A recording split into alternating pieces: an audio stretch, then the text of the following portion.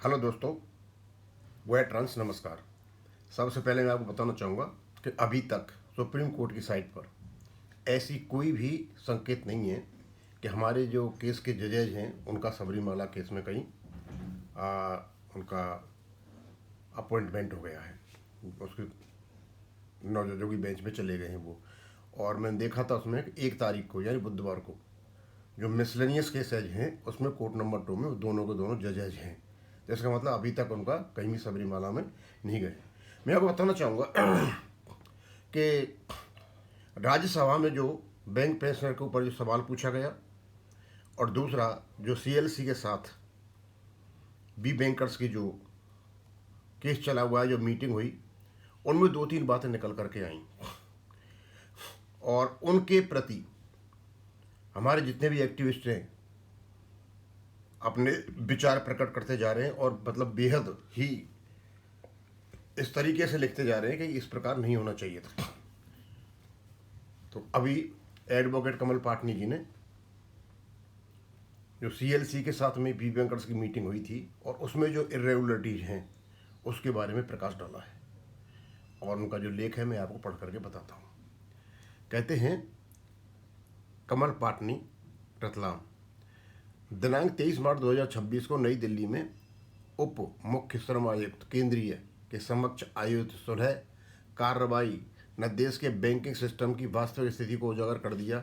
यह कार्रवाई केवल एक औपचारिक प्रक्रिया नहीं थी, बल्कि एक ऐसा मंच बन गई है जहां बैंक कर्मचारियों के साथ हो रहे अन्याय, कानूनी उल्लंघन और संस्थागत गैर जिम्मेदारी खुलकर के सामने आ गई।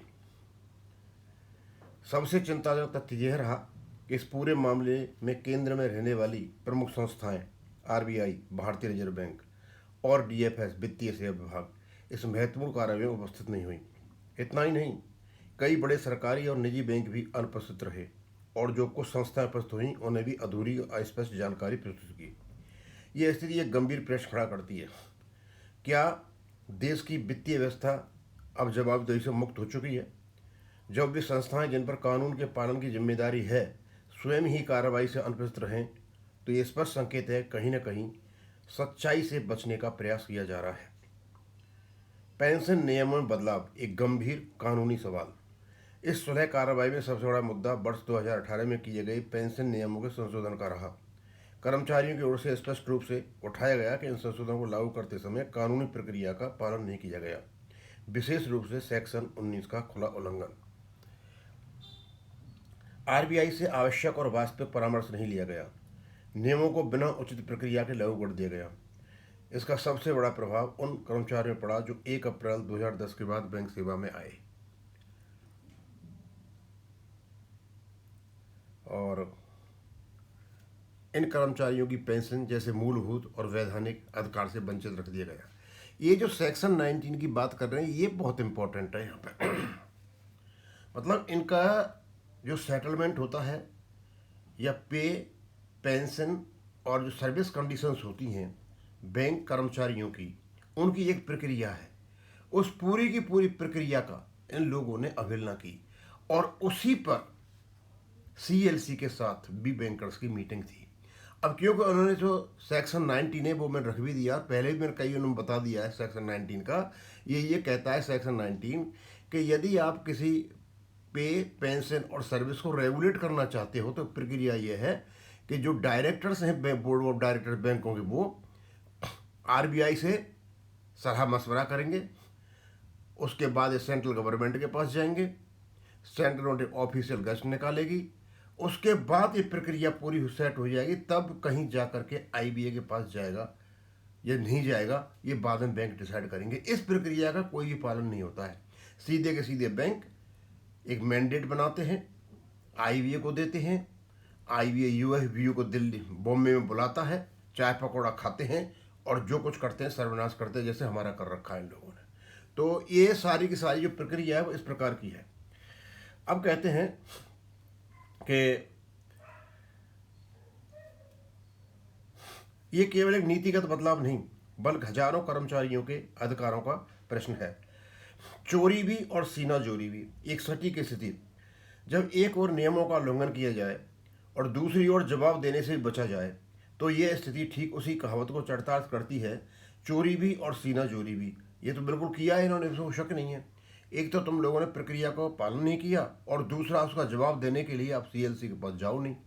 दोस्तों स्वाभाविक सी बात है, ये केवल प्रशासनिक चूक नहीं बल्कि एक सुनियोजित और मनमानी कार्यप्रणाली को दर्शाता है, जिसमें कर्मचारी हितों की पूरी तरह अनदेखी की गई है।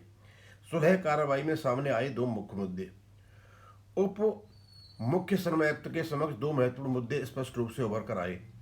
वेतन, पेंशन और सेवा शर्तों में समानता के लिए एक स्वतंत्र आयोग या राष्ट्रीय ट्रिब्यूनल का गठन, 2018 के पेंशन संशोधन की वैधता और उसकी कानूनी प्रक्रिया पर पुनर्विचार। ये दोनों ही मुद्दे केवल बैंक कर्मचारियों को नहीं बल्कि पूरे श्रम तंत्र और प्रशासनिक पारदर्शिता से जुड़े हुए हैं। ये केवल विवाद नहीं, अधिकारों की लड़ाई है। यह मामला अब एक साधारण श्रमिक विवाद से कहीं आगे बढ़ चुका है। यह एक ऐसी लड़ाई बन चुका है जिसमें न्याय, समानता और गर्मा दांव पर है। जब कानून बनाने और लागू करने वाली संस्थाएं ही कानून पालन न करें तो ये पूरे सिस्टम को विश्वसनीयता पर प्रश्न लगा देता है। कर्मचारियों की स्पष्ट मांगें। इस कार्रवाई के दौरान कर्मचारियों की ओर से स्पष्ट रूप से निम्न मांगें रखी गईं। सभी बैंक कर्मचारियों को पेंशन का अधिकार दिया जाए। केंद्र सरकार के कर्मचारियों के समान व्यवहार सुनिश्चित किया जाए। पेंशन नियमों में किए गए संशोधनों की वैधानिक समीक्षा हो। आरबीआई, सरकार और बैंक प्रबंधन की जवाबदेही तय की जाए। कानून का पूर्ण और पारदर्शी पालन सुनिश्चित किया जाए। आगे की राह। इस मामले की अगली सुनवाई 12 मई 2026 11:30 बजे निर्धारित की गई है। यह सुनवाई केवल एक तारीख नहीं बल्कि इस संघर्ष की दिशा तय करने वाला महत्वपूर्ण चरण होगी। निष्कर्ष, यह स्पष्ट हो चुका है कि लड़ाई केवल बैंक कर्मचारियों की नहीं, यह उस व्यवस्था के खिलाफ है जहां कानून का पालन चुनिंदा तरीके से किया जाता है। जवाबदेही से बचने की प्रवृत्ति बढ़ती जा रही है और आम कर्मचारी अपने अधिकारों के लिए संघर्ष करने को मजबूर है। यदि आज इस अन्याय के खिलाफ ठोस कदम नहीं उठाए गए तो यह प्रवृत्ति अन्य क्षेत्रों में फैल सकती है। अंततः लोकतंत्र और कानून तभी मौजूद होते हैं जब संस्थाएं जवाबदेही होती हैं, और जब जवाबदेही समाप्ति होती है तो संघर्ष अनिवार्य हो जाता है। ये संघर्ष जारी है, सत्य की जीत होगी। अब समय है आवाज़ उठाने का। दोस्तों, ये सब कुछ देखने और पढ़ने के बाद, और बी बैंकर्स का जो 23/3/2026 को जो केस श्रम आयुक्त के यहाँ पे था, ये बहुत ही महत्वपूर्ण केस है। इसको अंदर तक गहराई जाने पर एक ही बात पता चलता है कि सबसे ज़्यादा लीगल कन्फ्यूजन और लीगल डिसऑर्डर, लीगल प्रोसेस की अवहेलना केवल और केवल पब्लिक सेक्टर बैंकों में और इससे जुड़े हुए तंत्रों में है। भाई, ये जो सामने बात निकल करके आई है, जो ये सीएलसी में बातें हुई हैं कि ये एक पर्टिकुलर लीगल प्रोसेस का पालन नहीं कर रहे हैं, तो ये तो आगे बढ़ेगा। जवाबदेही तो है।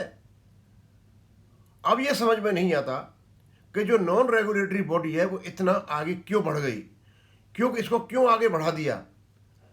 यदि बैंकों के बोर्ड ऑफ डायरेक्टर्स जो हैं वो अपनी जो जिम्मेदारी है उससे बचते हुए और सारी जिम्मेदारी लेकर के आईबीए को दे दिया, आईबीए ने यूएफबीओ को पटा लिया और दोनों ने पटापटू करके बैंक पेंशन का सर्वनाश कर दिया, कर्मचारियों का सर्वनाश कर दिया।